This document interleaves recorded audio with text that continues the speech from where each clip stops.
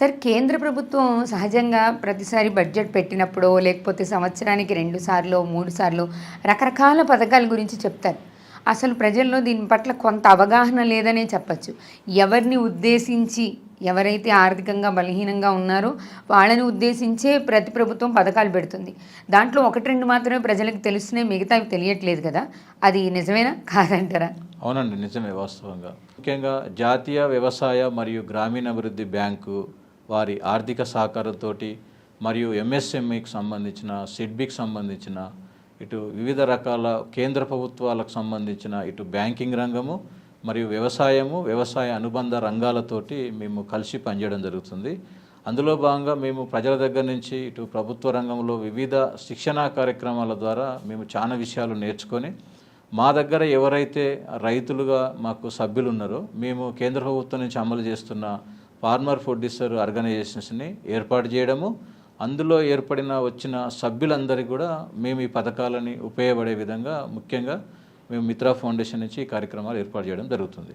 వాటితో పాటు మహిళలకు సెల్ఫ్ హెల్ప్ గ్రూప్ కూడా మేము ఏర్పాటు చేయడం జరిగింది. ఒక 484 సెల్ఫ్ హెల్ప్ గ్రూప్స్ని మేము ఏర్పాటు చేసి వారికి కూడా బ్యాంకు నుంచి ఎలా రుణాలు తీసుకోవాలి, సెల్ఫ్ హెల్ప్ గ్రూప్కి సంబంధించిన ఈ స్వయం సహాయక బృందాలకు ముఖ్యంగా శిక్షణా కార్యక్రమాలు ఇవ్వడం కానీ, శిక్షణ పూర్తయిన తర్వాత వారికి సర్టిఫికేట్స్ ఇవ్వడం కానీ, మరియు వారికి ఆర్థికంగా డబ్బులు అవసరం పడుతుంటాయి కాబట్టి ఈ పథకం ఏ పథకం కింద వీరికి పెడితే లబ్ధి చేకూరుతుంది, మరియు ముఖ్యంగా ఈ పథకాల ద్వారా కొంత సబ్సిడీ ప్రయోజనం ఎలా ఉంది అంటే కొంత రుణము కొంత సబ్సిడీ, మరియు కొన్ని పథకాలలో గ్రాంట్ కూడా ప్రభుత్వం, కేంద్ర ప్రభుత్వము, రాష్ట్ర ప్రభుత్వము కలిసి సమన్వయంగా అమలు చేస్తున్నటువంటి పథకాలు కొన్ని ఉన్నాయి.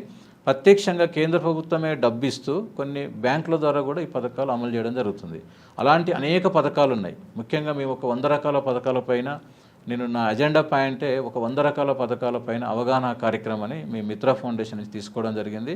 మా దగ్గర మంచి అనుభవం కలిగిన ఏదైతే ఇట్లాంటి పథకాలు ఉంటాయో ఈ పథకాలని పూర్తిగా క్షుణ్ణంగా చదువుకొని అవగాహన చేసుకొని వారు దాన్ని ఎలా ఆన్లైన్లో అప్లై చేయాలి, తర్వాత దానికి ఎలా ప్రాసెస్ చేయాలి, దాన్ని అప్లై చేసేటప్పుడు ఏ రకమైన క్యాండిడేట్ దగ్గర నుంచి కేవైసీ డీటెయిల్స్ మనం ఎలా సేకరించుకోవాలి, అలా సేకరించుకున్న డీటెయిల్స్ని వారి దగ్గర ఉన్నటువంటి అందుబాటులో ఉన్న సర్టిఫికేట్లు ఏమున్నాయి, ఇంకా కొత్తగా ఏమన్నా తీసుకోవాల్సి ఉంటుందా, ఏదైనా ట్రైనింగ్ సర్టిఫికేట్స్ కానీ, ఐటీఆర్స్ కానీ, జిఎస్టీ కానీ, ఏదన్నా డిఎఫ్టిఎస్ ట్రైనింగ్ సర్టిఫికేట్లు కానీ, ఈడిపి ట్రైనింగ్ సర్టిఫికేట్లు కానీ, ఇలాంటివి అన్నీ కూడా మేము అనేక శిక్షణా కార్యక్రమాల ద్వారా మేము national institution of rural development, జాతీయ గ్రామీణాభివృద్ధి సంస్థ, banking institution of rural development, నబార్డుకు అనుబంధం ఉన్నటువంటి సంస్థలలో చాలా శిక్షణ కార్యక్రమాలు మేము తీసుకొని మేము నేర్చుకున్న విషయాలు మా సభ్యులకు అందించడం జరుగుతుంది. సంస్థ ద్వారా ఈ పథకాల గురించి ముఖ్యంగా మా మిత్ర ఫౌండేషన్ ద్వారా అందించడం జరుగుతుంది. మనం పథకాల గురించి మాట్లాడుకుంటే ఇప్పుడు ప్రజలకు తెలియాల్సిన ముఖ్యమైన కొన్ని పథకాల గురించి మాట్లాడుకుందాం సార్. మొదటి పథకం గురించి చెప్పండి. ముందుగాల మనము కేంద్ర ప్రభుత్వం చాలా రోజుల నుంచి కూడా అమలు చేస్తున్న ఒక పథకం ప్రధానమంత్రి ఉపాధి కల్పన పథకం అంటారు. మనం ఇంగ్లీష్లో పిఎంఈజీపీ అంటాం. Prime minister PMEGP, prime minister employment generation programme అంటాం. ఈ పథకము ముఖ్యంగా మనకు ఈ పథకంలోనే మీరు పేరులోనే ఉన్నది, చాలా వివరంగా అర్థం చేసుకుంటే ప్రధానమంత్రి ఉపాధి కల్పన పథకం. అంటే ఎవరికైనా ఉపాధి కావాలి, మాకు మనతో పాటు ఇంకొక 10 మందికి ఉపాధి కల్పించాలి, నేను లబ్ధి చేకూరుతూ నాతో పాటు ఒక 10 మందికి ఉపాధి కల్పించాలి, ఒక ప్రోత్సాహం జరగాలి అనుకునే వారందరికీ కూడా MSME micro small and medium enterprises వారి యొక్క మంత్రిత్వ శాఖ ఆధ్వర్యంలో KVIC khadi village industries commission, KVIB khadi village industries board, DIC district industries centres, ఇలాంటి వారి సహకారంతో, నోడల్ ఏజెన్సీ వారి సహకారంతో మనం ఆన్లైన్లో డైరెక్ట్గా ప్రత్యక్షంగా ఎవరైనా అప్లై చేసుకోవచ్చు. మహిళలు ఎవరైనా కూడా ఏ క్యాస్ట్ వాళ్ళకైనా, గ్రామీణ ప్రాంతం అయితే ఒక 35%, మరియు పట్టణ ప్రాంతం అయితే ఒక 25% కేంద్ర ప్రభుత్వం సబ్సిడీ ఇస్తుంది. ఈ పథకము బ్యాంకు రుణాల ద్వారా అందిస్తుంది. మరి ముఖ్యంగా ఈ పథకంలో ఒక సర్వీస్ సెక్టార్కి సంబంధించి ఒక సెక్టార్ని వాళ్ళు ఎంపిక చేసుకోవడం జరిగింది.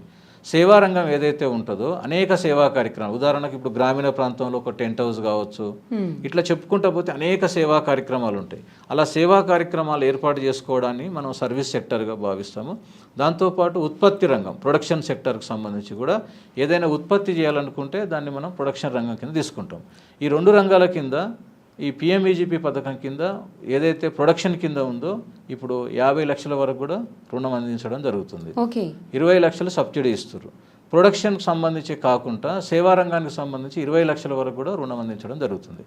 కాబట్టి ఇలాంటి పథకాలు అప్లై చేసుకోవాలనుకున్నప్పుడు ముందుగాల మనం ఎవరెవరినో బయట తెలియకుండా అది తెలుసుకోకుండా ఇదంతా కూడా ప్రభుత్వం వెబ్సైట్లో కేవీఐసి వెబ్సైట్లో కానీ పిఎంఈజీపీ వెబ్సైట్లో కానీ చాలా క్లియర్గా పొందుపరచడం జరిగింది. మోడల్ వాటికి కావాల్సిన డిపిఆర్స్ డీటెయిల్ ప్రాజెక్ట్ రిపోర్ట్స్ని ఎలా తయారు చేసుకోవాలి, ఎలా ఈడిపి ట్రైనింగ్ సర్టిఫికేట్ తీసుకోవాలి అని మనకు ప్రభుత్వంలో ఉన్న అధికారులు ఇటు కేవీఐసి అధికారులు కానీ డిఎస్సి అధికారులు కానీ ఎక్కువ ఇండస్ట్రీస్ పెట్టుకునే వాళ్ళంతా జిల్లా పరిశ్రమల శాఖ అధికారులను సంప్రదిస్తే మీకు వాళ్ళు క్లియర్ ఇస్తారు.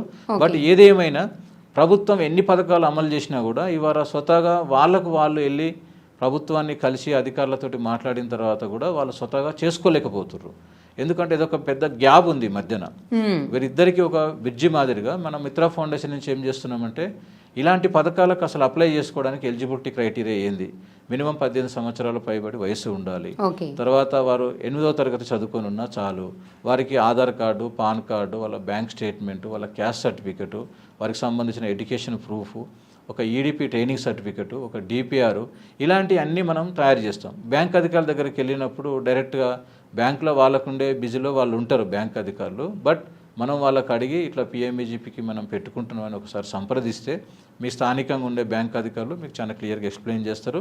వాళ్ళు ఎక్స్ప్లెయిన్ చేయకుండా కూడా మాలాంటి సంస్థలు వాళ్ళని దాన్ని ఏ యూనిట్ పెట్టుకుంటారు, అది ఎంతవరకు ఎలిజిబిలిటీ వస్తుంది, వాళ్ళ సిబిల్ క్రైటీరియా ఎలా ఉంది, తర్వాత వాళ్ళకి సంబంధించిన లోన్ తీసుకునేటప్పుడైనా సరిగా కట్టగలుగుతాడా లేదా, ఆ నిర్వహణ. ఎందుకంటే అప్పు తీసుకోవడం పెద్ద గొప్ప కాదు, కట్టడం కూడా తిరిగి ఇంపార్టెంట్. ఎందుకంటే మనకు ప్రభుత్వం నుంచి బ్యాంకుల నుంచి సబ్సిడీ వచ్చినా బ్యాంకుల నుంచి రుణాలు వచ్చినా కూడా ఏ క్యాండిడేట్, ఉదాహరణ నేను ఒక 10 లక్షలు లోన్ తీసుకున్నా అంటే ఆ లోనుకు నేను మిత్తి కట్టాలి, ప్లస్ నేను చేసుకునే యూనిట్ పర్ఫెక్ట్గా నడుపుకోగలగాలి. ఈ 2 కార్యక్రమాలు చాలా క్షుణ్ణంగా మనం పరిశీలించి ఇది మనం పెట్టబోయే యూనిట్ కరెక్ట్గా ఉంటుందా, దాంట్లో మిషనరీ ఎంత ఉంటుంది, వర్కింగ్ క్యాపిటల్ ఎంత ఉంటుంది, రా మెటీరియల్ ఎంత ఉంటుంది, ఇలా అనేక కోణాలతోటి మనం దాన్ని పరిశీలించిన తర్వాత ఈ ఓనర్ కాంట్రిబ్యూషన్ కూడా ఎంత ఉంటుంది అనేది కూడా మనం ఒకటి చూస్తాం. అంటే సొంతగా మన సంబంధించిన అమౌంట్ కూడా కొంత మనం పెట్టుకోవాల్సి వస్తుంది. ఉదాహరణకు ఒక 10 లక్షలు పెడుతుంటే ఈ ఓనర్ కాంట్రిబ్యూషన్ కూడా ఒక 5% కానీ 10% కానీ ప్రభుత్వం వాళ్ళు గైడ్లైన్స్ ప్రకారం నిర్ణయించడం జరిగింది. కాబట్టి అలా నిర్ణయించిన దాని ప్రకారంగా గైడ్లైన్స్ ప్రకారంగా మనం ఫాలో కావాలి. ఎవరైనా ఇప్పుడు మా మిత్రా ఫౌండేషన్ అయినా మామూలు ఇండివిజువల్ అయినా గవర్నమెంట్ అధికారులైనా ఎవరైనా సరే ఆన్లైన్లో అప్లై చేయాలి. ఆన్లైన్లో అప్లై చేయాలంటే చాలా మందికి కంప్యూటర్ మీద పరిజ్ఞానం లేక ఆన్లైన్లో ఎట్లా అప్లై చేయాలి, ఏ సైట్లో పోవాలి, ఏమేమి ఎక్కడ అప్లోడ్ చేయాలి, దానికి రేటింగ్ ఎంత ఉంటుంది, స్కోర్ కార్డ్ ఎంత ఉంటుంది అనేది అనేక రకాలుగా దాంట్లో కొన్ని క్వశ్చన్స్ ఉంటాయి. వాటిని మనము చాలా క్లియర్గా వాళ్ళ ఆధార్ నెంబర్ కొడుతూ పాన్ నెంబర్ కొడుతూ అవంతా డేటా ఎంటర్ చేసి దానికి సంబంధించిన డాక్యుమెంట్స్ అన్నీ అప్లోడ్ చేస్తాం. మనం అప్లోడ్ చేసిన తర్వాత దానికి ఒక ఈడిపి ట్రైనింగ్ సర్టిఫికేట్ అడుగుతుంది. మనం ఎక్కడైతే ట్రైనింగ్ తీసుకుంటామో ఆ ట్రైనింగ్ సర్టిఫికేట్ అప్లోడ్ చేయాలి. మనం ఏదైతే ప్రాజెక్టు పెడుతున్నామో ఆ ప్రాజెక్టుకు సంబంధించిన ఒక డీటెయిల్ ప్రాజెక్ట్ రిపోర్ట్ కూడా మనం అందులో సబ్మిట్ చేయాల్సి ఉంటుంది. ఇలా అనేక కోణాలతోటి వాటికి కావాల్సిన సర్టిఫికేట్స్, నువ్వు ఎక్కడ ఉంటున్నావు, ఓన్ హౌజా, రెంట్ హౌజా, నీకు ఐటీఆర్స్ ఉన్నాయా, జిఎస్టీ ఉందా, నువ్వు పెట్టబోయే ఇండస్ట్రీ పెద్దగా ఉందా, చిన్నగా ఉందా, మన రా మెటీరియల్ ఎక్కడి నుంచి తీసుకుంటున్నావు, ఇలా అనేక కోణాలతోటి అన్ని ఆలోచించి మనం ఒక డిపిఆర్ తయారు చేసి ఇస్తాం వాళ్ళకు. బయట ప్రభుత్వ అధికారులు ఇస్తున్న ఎంఎస్ఎంఈ లాంటి సంస్థలు ఇస్తున్నటువంటి కూడా సర్వీసులు ఉన్నాయి, వారిని సంప్రదించినా కూడా మీకు వివరాలు తెలియజేస్తారు. ముందు ఏంటంటే మేము కస్టమర్కి కావాల్సిన పూర్తి అవగాహన మేము కల్పిస్తాం, మా బాధ్యత.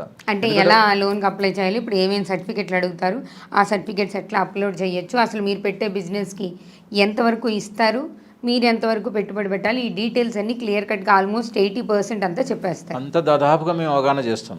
అవగాహన చేసిన తర్వాత కూడా వారికి వారు అప్లై చేసుకోలేకపోతారు. అప్పుడు మేము ఏం చేస్తామంటే ఈ క్యాండిడేట్ పెట్టబోయే యూనిట్ ఎంతవరకు ఉంది, నిజంగా దీనికి ఎంతవరకు ఖర్చు అవుతుంది యాక్చువల్గా. ఎందుకంటే ఒక డిపిఆర్ మేము చేసినా వాళ్ళు కస్టమర్ చేయించుకున్న ఒక ప్రొఫెషనల్ దగ్గర చార్టెడ్ అకౌంట్ దగ్గర వెళ్ళి మనం అది తీసుకోవాల్సి వస్తుంది.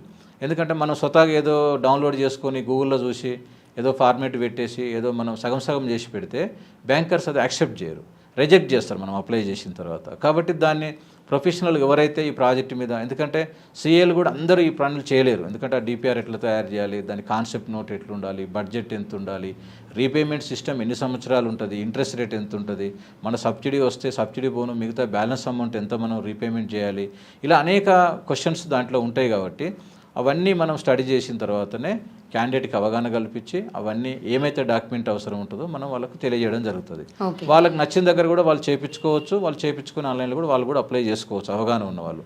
అవగాహన లేని సభ్యులు మా దగ్గర ఎవరైతే సభ్యులు ఇంట్రెస్ట్గా ఉండి మమ్మల్ని అడుగుతారో మా మిత్రా ఫౌండేషన్ సంప్రదిస్తే మేము దానికి అయ్యే ఖర్చు నిజంగా ఎంత ఉంది, ఎందుకంటే ఈ ఖర్చు అంటే కొంతమంది ఎట్లా అనుకుంటారంటే ఈ మిత్రా ఫౌండేషన్ ఏదో డబ్బులు తీసుకొని పనిచేస్తుంది. మేము డబ్బులు తీసుకొని పనిచేయడం కాదు, మేము సర్వీస్ అందిస్తున్నాం. ఇది స్వచ్ఛంద సంస్థ, స్వచ్ఛంద సేవా సంస్థ కాబట్టి మేము అవగాహన కల్పించడం వరకు మేము ఫ్రీగా చేస్తాం. బట్ ఒక స్టేజ్ తర్వాత దానికి అయ్యే డిపిఆర్ ఖర్చులు ఏదైతే ఉందో వాళ్ళకి చెప్పి వారికి సిఏ ద్వారా మనం ఆ పేమెంట్స్ అవన్నీ చేపించి దానికి కావాల్సిన డాక్యుమెంట్లు అన్నీ రెడీ చేయించి మనం ఆన్లైన్లో అప్లై చేసి దాని ప్రాసెస్ కూడా ఎట్లా వెళ్ళాలి. ఎందుకంటే నేను ఇక్కడ మధ్యన ఒక బ్రిడ్జి మాదిరిగా వాళ్ళకి హెల్ప్ చేస్తున్నాను, కానీ అది నెక్స్ట్ నువ్వు ఎక్కడ బ్యాంకు కలవాలి, ఎలా గవర్నమెంట్ అధికారులను సంప్రదించాలి, దానికి ఏమేమి డాక్యుమెంట్స్ ఇంకైనా తక్కువ ఉంటే వాళ్ళు ఏమన్నా మీకు గైడ్ చేయడం కానీ వాళ్ళే మీకు కాల్ చేస్తారు. బ్యాంక్ అధికారులు కాల్ చేస్తారు, ఫీల్డ్ విజిటింగ్కి వస్తారు, సబ్సిడీ అధికారులు కాల్ చేస్తారు, మిమ్మల్ని సంప్రదిస్తారు. మీ స్టేటస్ ఎట్లుంది అనేది ఆన్లైన్లో మనకు ఎప్పటికప్పుడు చూసుకోవడానికి కూడా గవర్నమెంట్ వెబ్సైట్లో చాలా క్లియర్గా పొందుపరచడం జరిగింది. ఉదాహరణ మనం ఫస్ట్ అప్లికేషన్ సబ్మిషన్ చేస్తే మనకు ఒక ఐడి పాస్వర్డ్ వస్తుంది, మన మొబైల్కి ఓటీపీ వస్తుంది. మనం అవి భద్రపరచుకొని వాటిలో మనం పరిశీలించుకుంటే మనం అప్లై చేసిన అప్లికేషన్ ట్రాక్ ఎలా ఉంది, అసలు ఎంత రిమార్క్ ఉందా ఏమన్నా, లేకపోతే పర్ఫెక్ట్గా అప్లికేషన్ సబ్మిట్ అయిందా, ఆ సబ్మిట్ అయిన అప్లికేషన్కు రేటింగ్ ఎంత వచ్చింది, వస్తే మనకు అప్రూవల్ అవడానికి అవకాశం ఉందా లేదా, వాళ్ళు సబ్సిడీ శాంక్షన్ చేసిర్రా గవర్నమెంట్ నుంచి. తర్వాత అక్కడ జిల్లా స్థాయిలో కొన్ని జిల్లా కమిటీస్ ఉంటాయి, కలెక్టర్ చైర్మన్ ఉంటాడు, బ్యాంక్ అధికారులు కానీ తర్వాత వివిధ లైన్ డిపార్ట్మెంట్ అధికారులు కూడా అందరూ అందులో ఉంటారు. మన జిల్లా నుంచి అప్లై చేసిన ప్రతి అప్లికేషన్స్ని జిల్లాలో ప్రతి నెలకు ఒకసారి వాళ్ళు జిల్లా కమిటీ మీటింగ్ ఏర్పాటు చేసుకొని కమిటీ మీటింగ్లో ఇవన్నీ శాంక్షన్ చేయడం జరుగుతుంది. అలా శాంక్షన్ చేసిన వాటిని బ్యాంకుకు ఫార్వర్డ్ చేస్తారు, సబ్సిడీ శాంక్షన్ చేస్తూ బ్యాంకుకి ఫార్వర్డ్ చేస్తారు. బ్యాంక్ అధికారులు కూడా, ఎందుకంటే మనం అప్లై చేయగానే లోన్ ఇచ్చేస్తారు కూడా అనుకోవద్దు, ఎందుకంటే దాంట్లో రకరకాల బ్యాంక్ అధికారులు కూడా వాళ్ళు చెక్ చేస్తారు ర్యాండమ్గా, మీకు సిబిల్ ఎంత ఉంది, మీరు ఏమైనా మార్టిగేజ్ పెడుతుర్రా, ఒకవేళ మార్టిగేజ్ మీ దగ్గర ప్రాపర్టీ అయినా తనఖా పెట్టే అవకాశం లేని పక్షంలో గవర్నమెంట్ నుంచి కూడా దీనికి సిజిటిఎంఎస్ అని ఒక పథకం ఉంది, క్రెడిట్ గ్యారంటీ ట్రస్ట్ అనే దాని కింద మనం ఏదైనా పెట్టుకునే యూనిట్ మంచిగా ఉంది, ఇది అవైలబుల్ ఉంది అని మనకు డిపిఆర్లో కనపడితే ఆ యూనిట్ గురించి అధికారులకు అవగాహన ఉంటే, బ్యాంక్ అధికారులకు అవగాహన ఉంటే ఇది మంచి యూనిట్, ఇది మనం ప్రమోట్ చేయాలనుకుంటే మాత్రం బ్యాంక్ అధికారులు కూడా స్పందిస్తారు ఖచ్చితంగా. ఎందుకంటే మీరు ఏదో రాంగ్ టైంలో పోయి వాళ్ళు బిజీగా ఉన్నప్పుడు పోయి సార్ మాకు లోన్ ఇవ్వలేదు అని అడవిడి చేయడం కాకుండా దానికి నీట్గా దానికి కావాల్సిన అప్లికేషన్ ప్రాసెస్ అంతా సబ్మిషన్ చేస్తే మనకు వాళ్ళు ప్రాసెస్ చేస్తారు. అలా మేము కొన్ని హెచ్డిఎఫ్సి బ్యాంకులతోటి, స్టేట్ బ్యాంక్ ఆఫ్ ఇండియా తోటి మాకు కొన్ని ఐడి పాస్వర్డ్స్ బిజినెస్ మేనేజ్మెంట్లో మనకు కొన్ని పర్మిషన్స్ ఉన్నాయి అఫీషియల్గా అప్లై చేయడానికి. ఒక బ్యాంక్ మేనేజర్ ఎట్లయితే లాగిన్లోకి వెళ్ళి వారు ఎలా అయితే అప్లై చేస్తారో మేము కూడా సేమ్ అదే ప్రకంగా మేము అప్లై చేస్తాం ఆన్లైన్లో.